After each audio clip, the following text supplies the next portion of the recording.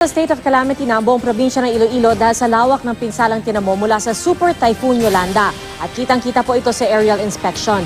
Nakatutok si Fabian Paderes ng GMA Iloilo.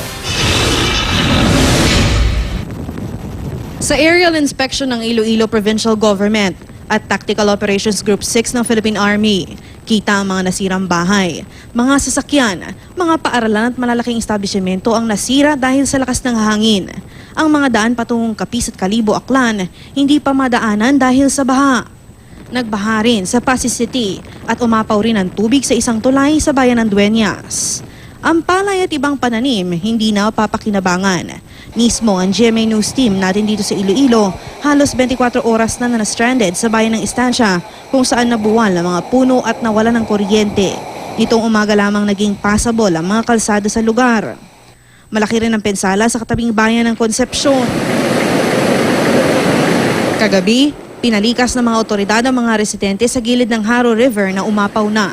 Tinatayang nasa 50 pamilya naman ang pansamantalang tumira sa dalawang sementeryo sa bayan ng Banate. Ang mga residente sa mga nicho na humiga. Kahit daw mahirap at nakakatakot, wala silang magawa dahil buhay nila ang nakataya. Kalabot ang tubi mo. Amoy nang diri kami, tapos sa sang pranks, diri man kami mo. Komportable man kamo di?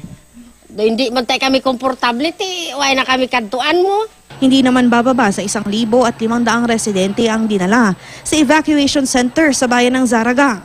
Pero agad din silang nakauwi matapos humupa ang bagyo. Sa kabuuan, 20 bayan sa Iloilo ang napinsala. Sa ngayon, isinailalim na sa state of calamity ang buong probinsya ng Iloilo. Namigay na ng relief goods ang GMA Kapuso Foundation sa mga apektadong residente sa barangay Quintinsalas at Haro kagabi. Mula rito sa Iloilo, Fabian Paderes, nakatutok, 24 Oras.